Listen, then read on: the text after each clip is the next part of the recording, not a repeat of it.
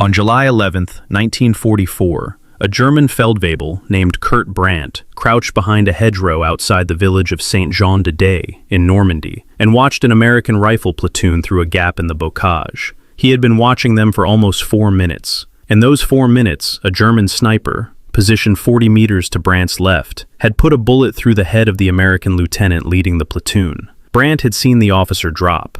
He had seen the platoon scatter into the ditch. He had seen what, by every rule of warfare he understood, should have happened next. The platoon should have frozen. It should have milled. Someone should have run back toward the rear to find a company commander. That was what happened to every unit that lost its officer. French, British, Polish, Russian.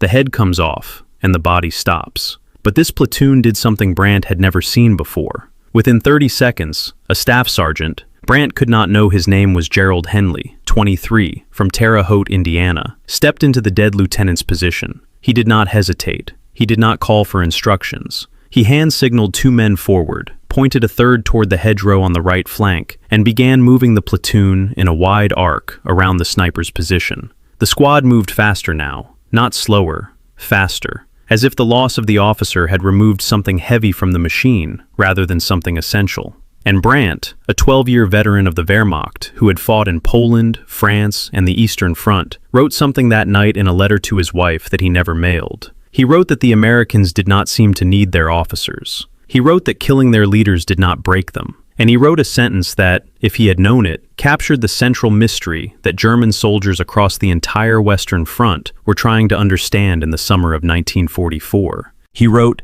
"When you kill their shepherd, the sheep become wolves." If this story moves you, a like helps it reach others who care about these men. And if you're new here, subscribe.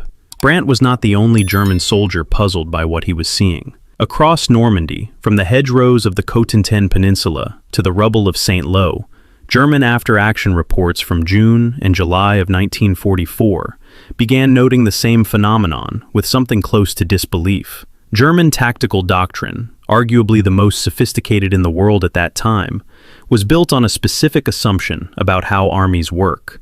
That assumption was simple, and it had been true for centuries. An officer is the brain of a unit. Kill the brain, and the body dies. The Germans had perfected this.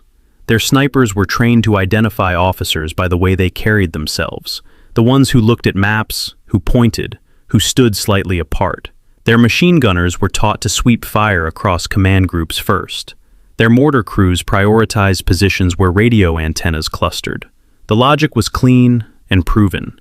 It had broken Polish battalions in 39. It had shattered French companies in 40. It had cracked Soviet regiments on the Dnieper. And now, in Normandy, it was not working. Not just failing, backfiring. German intelligence officers began compiling reports of American units that lost their lieutenants and fought harder. Platoons that lost their captains and still maneuvered. Companies that lost every commissioned officer and refused to stop advancing. One report, filed by the 352nd Infantry Division, the same division that had defended Omaha Beach, noted that American squads appeared to operate under some form of distributed command that the reporting officer could not identify.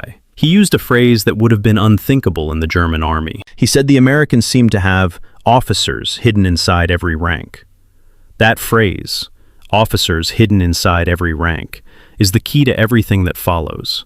Because the German officer who wrote it did not realize he had just described, in 9 words, an entire philosophy of war that the United States Army had built from scratch in less than 3 years. A philosophy so foreign to the German military tradition that even after they identified its effects, they could not understand its cause. And even after they understood its cause, they could not copy it.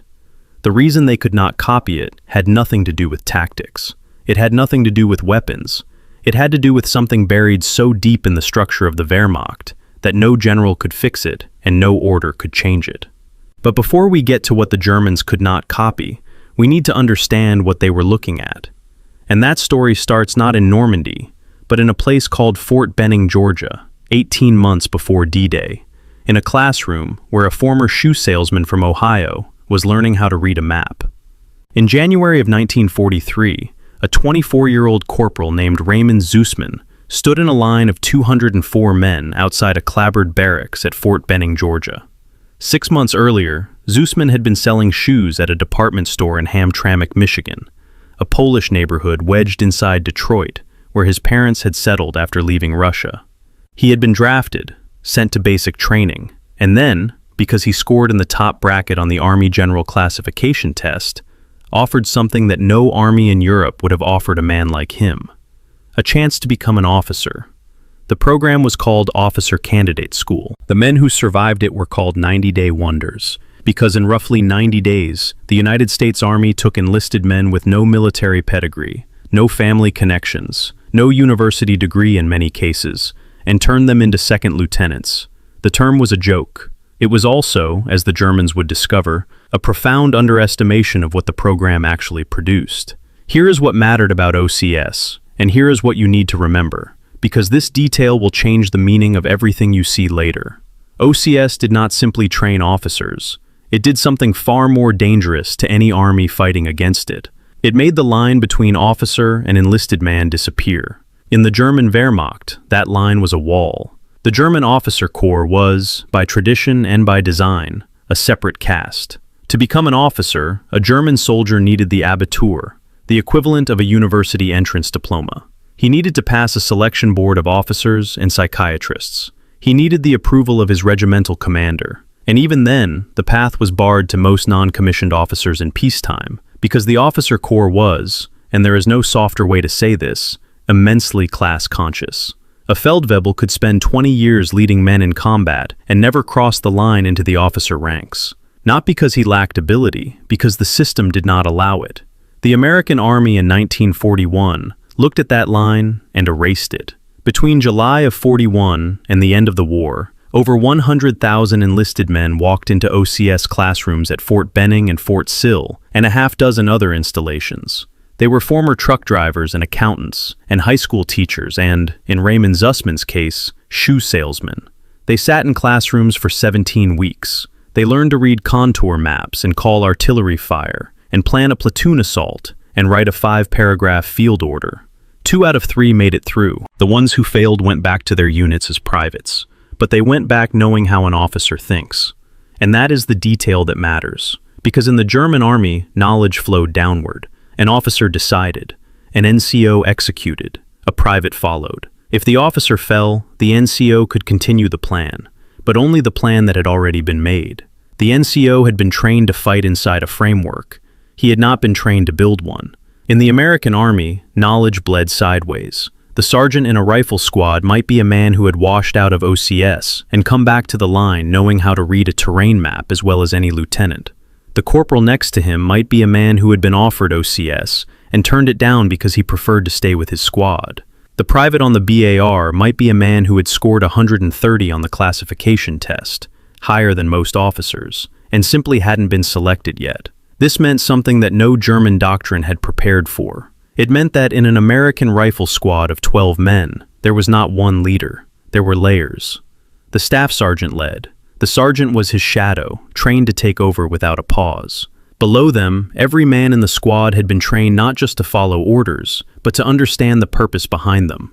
And if the purpose survived and the officer did not, the squad kept moving. Raymond Zussman graduated from OCS in the spring of '43. He was commissioned as a second lieutenant, assigned to the 756th Tank Battalion, and shipped to France in the summer of '44. On September 12, 1944, near the town of Norroy-le-Bourg in eastern France, Zussman did something that revealed exactly what kind of officer OCS produced. But that story belongs later. For now, remember his name, and remember what he was before the army found him. A shoe salesman, a corporal. A man who, in the German army, would never have been allowed to command. What the Germans were facing in Normandy was not an army that had better officers. It was an army where the concept of officer had been distributed so widely that it could not be destroyed by killing any single person. But distributed leadership is only half the equation. The other half, the half that truly baffled the Germans, was happening not in officer schools, but in the rifle squads themselves, in the way American sergeants were trained, in what they were expected to do when the plan fell apart, and in a small, almost invisible structural decision that the Army had made in 1940. A decision about how many leaders to put inside a single 12-man squad. That decision is what the Germans ran into on Omaha Beach. and it nearly broke their entire theory of war. In 1940, a year before Pearl Harbor, the United States Army made a change to its infantry squad that looked, on paper, like a minor administrative adjustment. The squad grew from 8 men to 12. The corporal who had led it was replaced by a staff sergeant, and a second NCO, a sergeant, was added as assistant squad leader. That was it. A few lines in a field manual, no press conference, no congressional debate. But that single change created something the German army had never encountered and would spend the rest of the war trying to understand. Here is why it mattered. In a German infantry squad of 10 men, leadership ran through one channel. The Gruppenführer, the squad leader, usually a sergeant or a Stabsgefreiter, was the brain. His assistant handled ammunition supply and filled in if the leader fell. But the squad was built around the MG-34 machine gun. The riflemen existed to feed the gun, protect the gun, and advance the gun. Tactical decisions radiated from the squad leader downward. If the squad leader was killed, the assistant could keep the gun firing. But the squad's ability to maneuver, to improvise, to adapt to something the plan hadn't anticipated, degraded immediately. The American squad was built on a completely different principle. The staff sergeant and the sergeant divided the squad into functional teams. By 43, Doctrine formalized what was already happening in the field. The squad operated in 3 semi-autonomous groups. Able Team, the scouts, out front. Baker Team, the base of fire, built around the BAR. And Charlie Team, the maneuvering element, the largest group, the ones who flanked. Each team could act on its own. Not indefinitely, not without coordination, but for the critical minutes after a leader went down, each team knew its job and could execute without waiting for orders. The staff sergeant might be directing the whole squad. The sergeant might be running Charlie Team on the flank.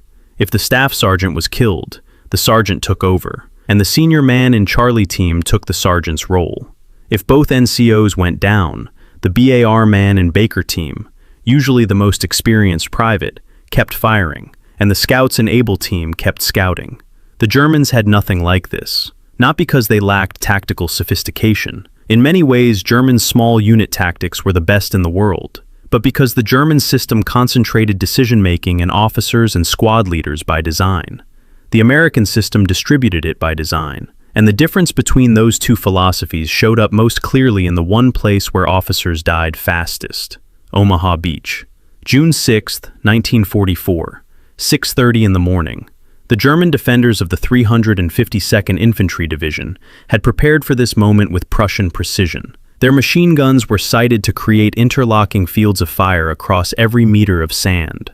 Their mortars were pre-registered on the waterline, and their snipers, positioned in bunkers along the bluffs, had one specific instruction: kill the men who look like they are in charge. They were devastatingly effective. In the first hour, the majority of officers in the first assault wave were dead or wounded. Company A of the 116th Infantry Regiment lost over 90% of its men. The tactical plan, which companies would land where, which platoons would assault which draws, was destroyed before the first soldier reached the seawall. Radios were waterlogged, maps were lost. The chain of command, as the army had designed it on paper, ceased to exist. And here is where the German assumption broke. The men at the seawall did not freeze. They did not wait for new officers to arrive. Up and down the beach, in isolated clusters of 8, 10, 15 men from shattered companies that had been scrambled together by the current, sergeants began doing exactly what they had been trained to do. They looked at the terrain. They identified a gap. They organized the men nearest to them, regardless of unit, regardless of whether they had ever met, and they moved. Staff Sergeant Warner Hamlet of Company D, 116th Infantry, gathered men from 3 different units at the base of the bluff. He could not reach his company commander, because his company commander was dead. He could not contact battalion, because the radios were gone. What he could do was look at the German pillbox above him, identify the connecting trench behind it, and lead a squad-sized assault that rolled up the position from the rear. No officer ordered that assault. No battalion commander planned it. Hamlet saw the problem, built the solution, and executed it, exactly as his training at a replacement depot in Alabama had taught him to do 8 months earlier. He was not unique. He was not exceptional. He was the system working as designed. By 9:30 that morning, the German garrison at Omaha was reporting something that did not fit their model of the battle. American troops, leaderless, disorganized, without radios or heavy weapons, were appearing on the bluffs behind the defensive positions. Small groups, 5 men here, 8 men there, moving without apparent coordination but with consistent purpose. Get off the beach, get behind the guns, and kill the men firing them. The 352nd Division's after-action report noted these penetrations with alarm, but buried in the report was a detail that the division's intelligence officer could not explain. The Americans who were breaking through were not being led by officers. They were being led by sergeants, and the sergeants were not following the original plan, because there was no plan left to follow. They were making new ones. Remember that phrase from Part 1, officers hidden inside every rank? This is what it looked like in practice. And Omaha Beach was only the beginning, because what the Germans saw on June 6th was the American system under maximum stress, when everything that could fail had failed. What they had not yet seen was what happened when that system was given time to learn, and what it learned, in the hedgerows of Normandy over the next 8 weeks, would terrify them. The bocage was hell, designed by agriculture. For 1,000 years, Norman farmers had divided their fields with earthen walls 4 to 6 feet high, topped with dense hedgerows of hawthorn and bramble, rooted so deep that a bulldozer could not push through them. Every field was a fortress. Every lane was an ambush corridor. Every intersection was a kill zone. The American army that broke out of Omaha Beach and pushed inland in mid-June of '44 was built for open warfare, for movement, for flanking, for the kind of sweeping maneuver that Patton dreamed about in his sleep. The bocage negated all of it. A Sherman tank could not crash through a hedgerow without exposing its belly armor, the thinnest part, to whatever anti-tank gun was waiting on the other side. Infantry advancing down a lane could be cut apart by a single MG-42 positioned at the far end. And because every field looked identical from the air, artillery forward observers could not distinguish their own positions from the enemy's. The Germans understood the bocage perfectly. They had been fortifying it for months, and their defensive doctrine, which relied on small, well-trained units holding prepared positions and counterattacking at the moment the attacker was most exposed, was ideally suited to this terrain. A single German squad with 1 machine gun and 2 riflemen could hold a hedgerow intersection for hours. In the first 2 weeks of hedgerow fighting, American casualties were staggering. The 19th Infantry Regiment of the 1st Infantry Division lost 700 men in its first 17 days in the bocage. Company-grade officers, the lieutenants and captains who led platoons and companies, were being killed or wounded at a rate that made replacement impossible.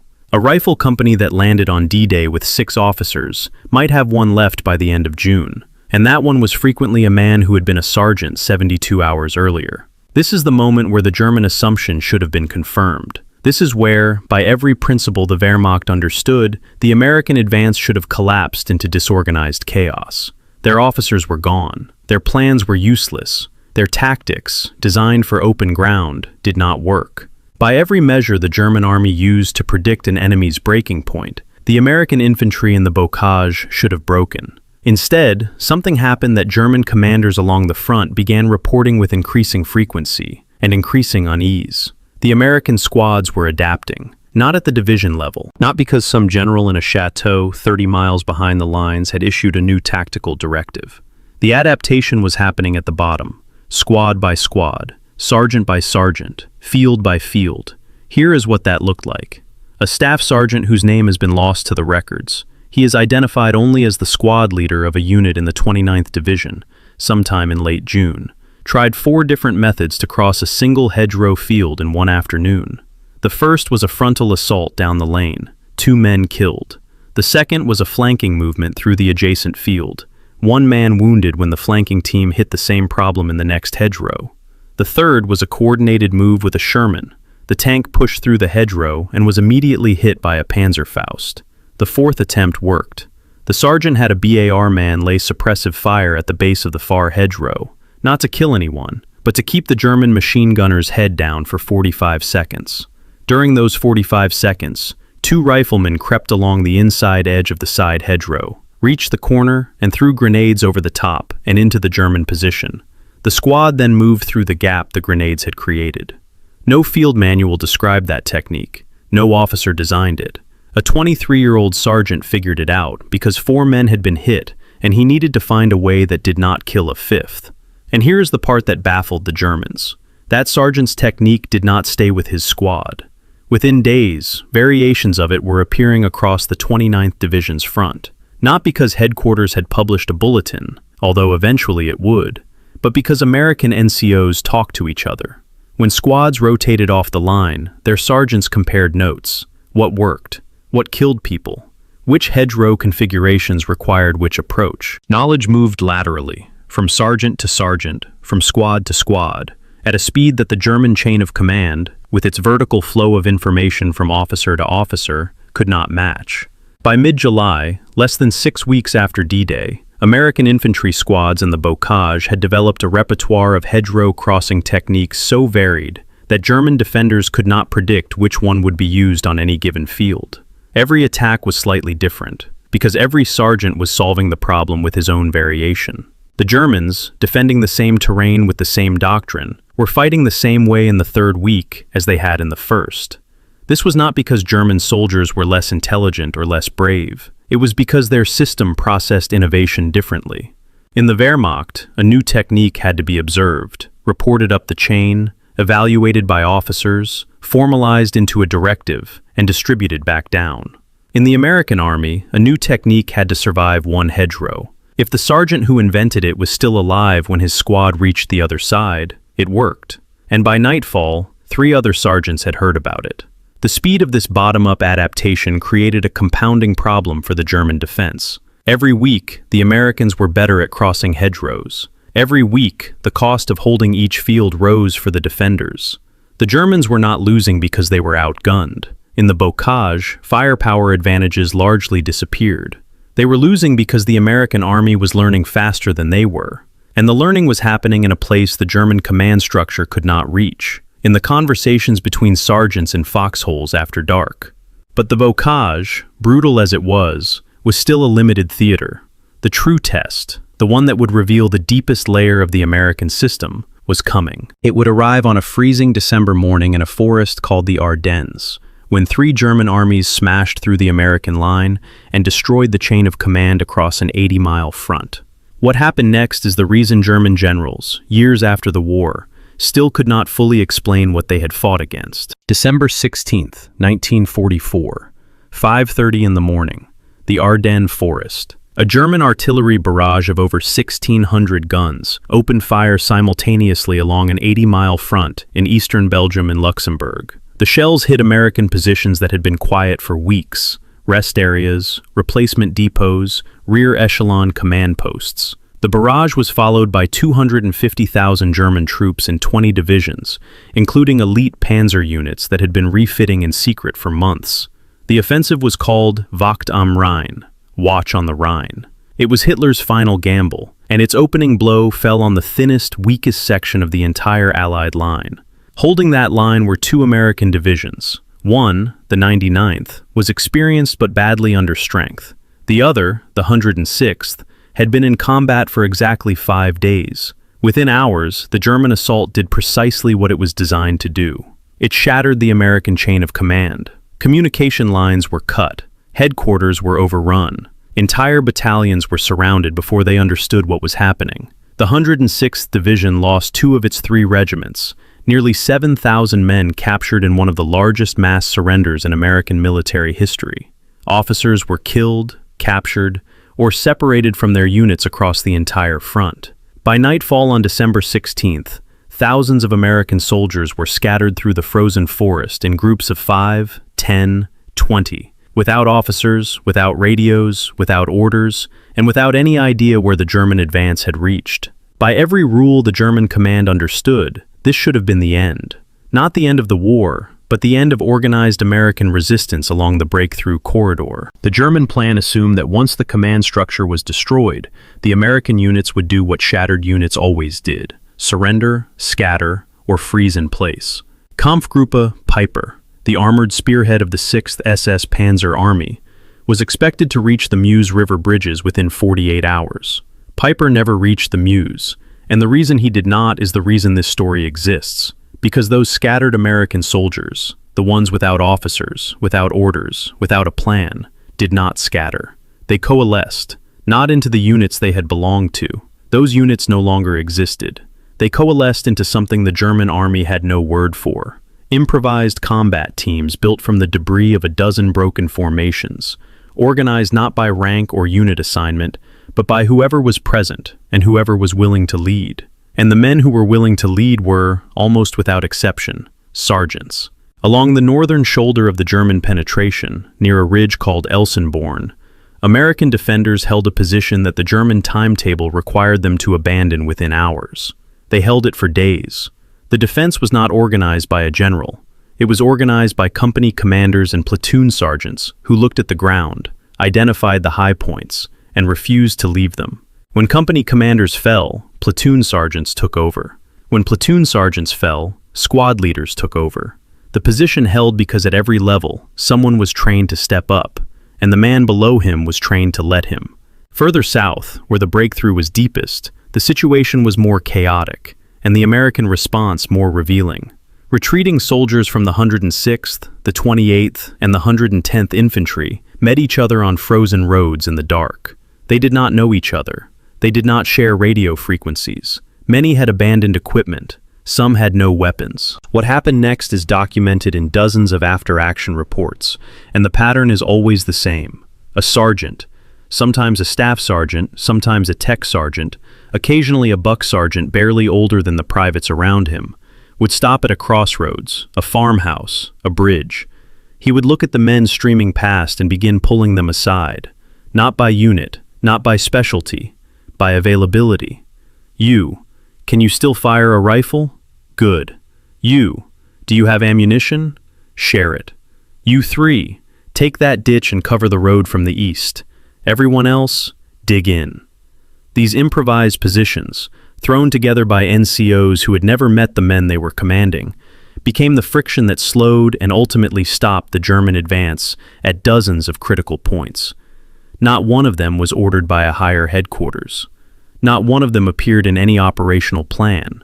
They existed because American sergeants had been trained to do something that German NCOs had not, to look at a disintegrating situation and build a new structure from the pieces. Consider what that required. A German Feldwebel, no matter how experienced, had been trained within a system where initiative operated inside a framework provided by an officer. The officer defined the mission. The NCO executed it.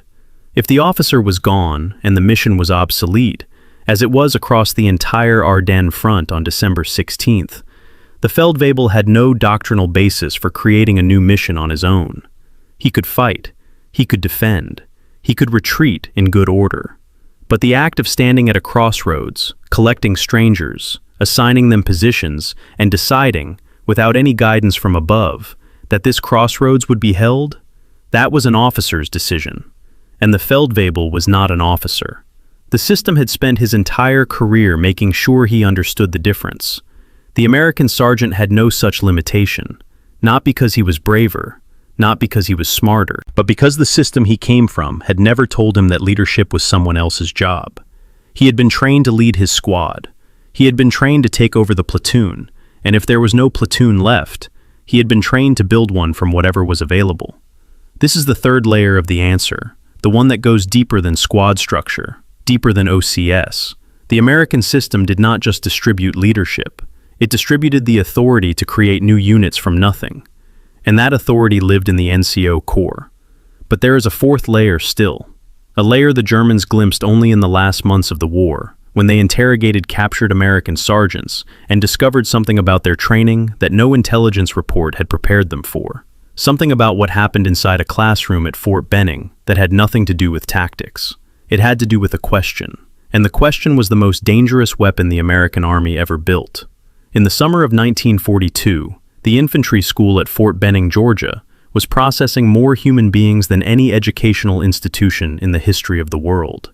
17 weeks of training, class after class, hundreds of men arriving every Monday, hundreds graduating every Friday. The scale was industrial, but inside the classrooms, something was happening that was not industrial at all. The instructors at Fort Benning, many of them NCOs who had trained at the pre-war regular army schools, used a teaching method that no German military academy would have recognized. They gave their students problems with no correct answer, not problems with difficult answers, not problems with multiple choice answers. Problems where the instructor himself did not know the best solution, because the best solution depended on terrain, weather, the enemy, the men available, and a dozen variables that changed every time the problem was presented. A squad is pinned behind a stone wall. One man has a BAR with 2 magazines. There is a drainage ditch to the left that may or may not lead behind the enemy position. Your platoon leader is dead. The company commander is out of radio range. What do? The students argued. They proposed. They disagreed. And the instructor, a staff sergeant usually, with a combat infantryman badge and a look that discouraged nonsense, did not tell them who was right. He told them to explain why. Why that ditch and not the wall? Why suppress first and flank second? Why send 2 men instead of 3? That word, why, was the weapon. Because why does something to a soldier's mind that no amount of drill can accomplish. Drill teaches a man to execute. Repetition teaches a man to react. But asking why teaches a man to think. And a man who has been trained to think cannot be rendered helpless by the death of the man who used to think for him. The German training system, for all its rigor and tactical brilliance, asked a different question. It asked what? What is the correct formation for a squad assault? What is the proper response to an enemy flanking movement? What does Doctrine prescribe for a meeting engagement? The answers were precise, well-tested, and uniform. A German squad leader who graduated from NCO training in Potsdam knew exactly what to do in 47 distinct tactical situations, because he had memorized the correct response to each one. But situation number 48, the one that did not match any template, the one where the officer was dead and the terrain was wrong and the enemy was doing something no instructor had anticipated, was the situation the German system had not prepared him for. And the Western Front in 1944 was made almost entirely of situation number 48. Here is how the difference played out in practice. And this is a story worth hearing closely, because it contains the clearest illustration of what German interrogators discovered when they began questioning captured American NCOs in the autumn of '44. In October of that year, near the Hurtgen Forest, a nightmare of shattered pines and frozen mud along the German border, a German intelligence unit captured a staff sergeant from the 4th Infantry Division. The sergeant's name, rank, and unit were recorded. His equipment was catalogued. And then, because German intelligence had begun to notice that American sergeants seemed to know more than sergeants should, he was questioned not just about troop positions, but about his training. What the interrogators heard confused them. The sergeant described a training exercise at a replacement depot in England, months before D-Day, in which his platoon was given a tactical problem and told to solve it without any input from the supervising officer. The officer, the sergeant explained, stood in the corner and watched. He did not correct. He did not suggest. He waited until the platoon had argued its way to a plan, and then he asked them a single question. What happens to your plan if I am killed in the first 5 minutes? The platoon revised the plan. The officer asked, what happens if your sergeant is also killed? They revised it again. What if you lose the radio? Revision. What if the enemy is not where you expect them to be? Revision. By the end of the exercise, the platoon had not one plan, but 5, each designed to function with progressively fewer leaders and progressively less information. The German interrogator wrote in his report that the American sergeant described this exercise as routine, not special, not advanced, something every replacement went through before being shipped to the front. The interrogator noted, and you can almost hear the disquiet in his language, that the exercise appeared designed to produce soldiers who expected their officers to die. That observation was more accurate than the interrogator realized. The American system did not merely acknowledge that officers would be killed. It planned for it. It trained for it. It built redundancy into every level of command, the way an engineer builds redundancy into a bridge. Not because the bridge is expected to fail, but because when it does fail, people are standing on it. The German system did not build this redundancy. Not because German officers were arrogant or German planners were negligent, but because the philosophical foundation of the Wehrmacht made it structurally impossible. In the German military tradition, an officer was not merely a leader. He was the carrier of something called Verantwortungsfreudigkeit, joy in responsibility. The word itself reveals the assumption that the willingness to bear responsibility, to decide under pressure, to accept consequences, was an elite quality that separated officers from enlisted men. It was not taught to NCOs. It was not expected of them. It was the defining characteristic of the officer class. And so when that class was destroyed, as it was on Omaha Beach, in the Bocage, in the Ardennes, the German army lost something it could not replace from below. Not men, not firepower, not courage. It lost the layer of the organization that was permitted to decide. The American army had no such layer, or rather, it had made every layer that layer. That is the fourth and deepest answer to the question in this video's title. The Germans were puzzled because they were looking at an army that had solved a problem they did not even know they had. The problem was not how to fight without officers. The problem was how to build an army where the word without did not apply, because the thing the officer carried had been given to everyone. Raymond Zussman, the shoe salesman from Hamtramck, the OCS graduate, the 90-day wonder, proved what that looked like in September of 1944. And his story is the one that brings all of this together. September 12, 1944, the village of Norroy-le-Bourg, eastern France. Second Lieutenant Raymond Zussman, the shoe salesman, the corporal, the man who would have been permanently barred from command in the German army, was riding on the back of a Sherman tank with his infantry platoon when they hit a German defensive line outside the village. What happened in the next 2 hours earned Zussman the Medal of Honor. But what matters for this story is not the medal. It is what his actions revealed about the system that made him. The German position was dug in along a tree line, with interlocking machine gun nests and at least 2 anti-tank guns covering the road. Zussman's company commander was not in contact. The radio was out, a recurring theme in 1944. Zussman had no orders beyond the general directive to advance through Norroy-le-Bourg. He had a platoon of infantry, 2 Sherman tanks, and a problem that required an officer's decision. He made the decision in seconds. He put his infantry in a ditch on the left side of the road, climbed on top of the lead Sherman, exposed, standing, visible to every German gunner in the tree line, and directed the tank's fire onto the first machine gun position by pointing at it. When the position was suppressed, he jumped off the tank, led his platoon forward on foot, and personally entered the German trench system. He killed 2 German soldiers with his carbine. He captured 18 more. Then he got back on the tank and moved to the next position. He did this repeatedly across the length of the German line. In those 2 hours, Zussman advanced his platoon through the village, knocked out 2 machine gun nests and 1 anti-tank position, killed 17 German soldiers, and captured 92. His company commander was never in radio contact for any of it. Now consider what a German intelligence officer would have seen if he had been watching from the other side. He would have seen an American lieutenant, leading not from behind, not from a command post, but from the top of a tank, making tactical decisions in real time without orders from above. He would have seen that lieutenant's platoon operating smoothly behind him, each squad maneuvering independently to exploit the openings he created.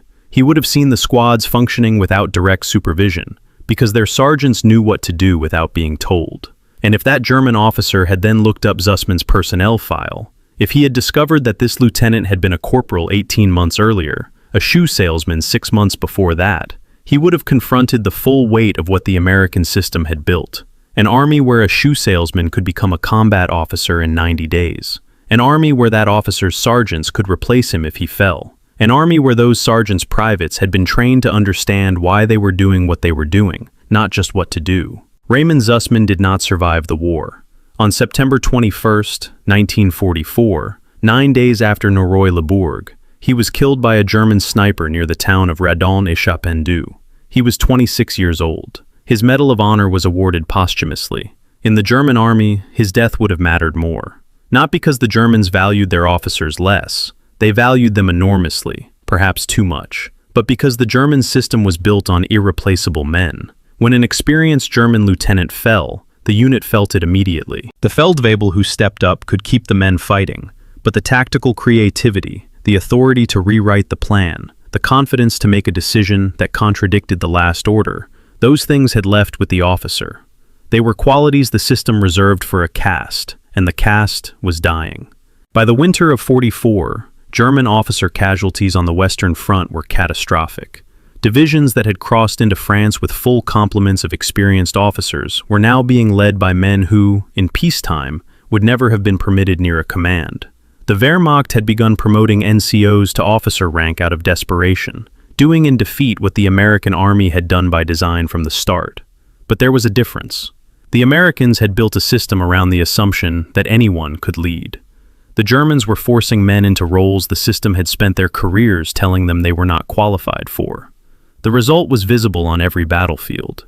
German units with experienced officers still fought brilliantly. The defense of the Hürtgen forest, the counterattacks during the Bulge, the delaying actions along the Siegfried Line, all proved that German tactical skill remained formidable when the command structure was intact. But when the structure cracked, when the officers fell and the NCOs had to improvise beyond their training, German units became brittle in ways that American units did not.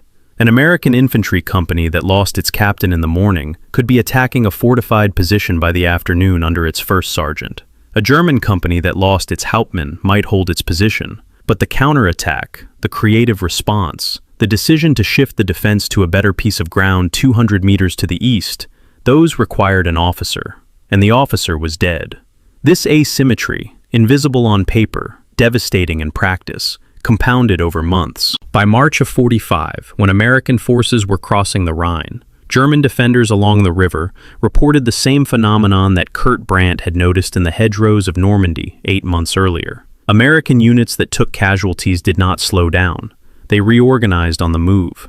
They promoted from within so fast that German intelligence could not keep track of the command structure. A man who was a sergeant on Monday was a platoon leader by Wednesday, and the platoon did not miss a step, because to the privates following him, nothing had really changed. The sergeant had always been leading.